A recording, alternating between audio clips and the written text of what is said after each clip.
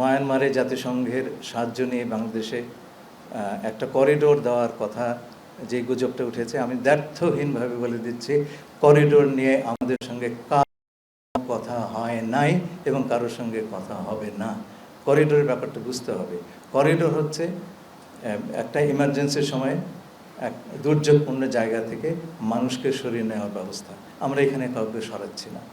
আমরা যেটা করছি, যেহেতু আরাকানে কোন সাহায্য সহযোগিতা এইড এর উপকরণ অন্যান্য সাপ্লাই রুট দিয়ে দেওয়া সম্ভব হচ্ছে না, জাতিসংঘ আমাদেরকে বললো যে আপনারা এই সাহায্য, যেটা তারা তো সাহায্য দিয়েই যাচ্ছে আপনার রোহিঙ্গাদেরকে গত 7-8 বছর ধরে, সেটা আমাদের চোখের সামনে।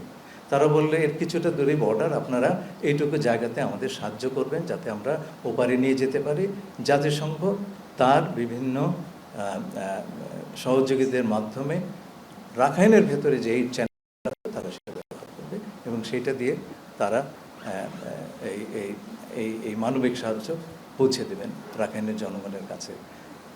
আমি আবারও বলছি, দ্ব্যর্থহীন কণ্ঠে বলছি, এবং আপনারা সেটা প্রমাণ করতে পারবেন, যোগাযোগ করলেই পাবেন।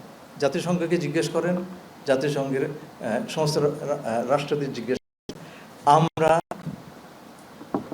করিডোর নিয়ে কারোর সঙ্গে কোনো ধরনের কথা বলি নাই এবং আমরা বলবো না। আরাকানের যে অবস্থা, তাতে করিডোরের কোনো প্রয়োজন নাই। আমরা এই কোনো করিডোর সৃষ্টি করে সেইখানে কোনো ধরনের লোকজনের আপনার যাতায়াতের ব্যবস্থা সেটা করার কোনো এখন প্রয়োজনীয়তা নাই। যে প্রয়োজনীয়তা আছে সেটা হচ্ছে সেখানে ত্রাণ সম্ভার পৌঁছে দেওয়া। আপনারা জানেন মায়ানমারে ভূমিকম্প হলো, আমরা কিন্তু তাদের রিকোয়েস্টের বা আবেদনের অপেক্ষা করি নাই, আমরা পাঠিয়ে দিয়েছি ত্রাণ। এটাও সেই ধরনের একটা মানবিক অবস্থা এবং আমাদের ধারণা এই কাজটি করতে পারলে সেইখানকার পরিস্থিতি এবং আমরা সেই অবস্থাতে রোহিঙ্গাদের প্রত্যাবাসন নিয়ে আলোচনা করতে পারব। যদি আরাকানের অবস্থা যতদিন অস্থিতিশীল থাকবে ততদিন আমরা প্রত্যাবাসনের কথা বলতেই পারবো না। আর প্রত্যাবাসনের কথা যদি নাই বলতে পারি, তাহলে তো প্রত্যাবাসন কৌশল নিয়েও কোনো কথা বলতে পারবো না।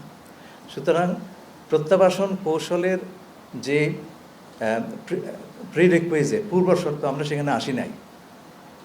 অনেকে বলেছেন করিডোরে নিয়ে আপনারা কথা বলছেন, কারোর সঙ্গে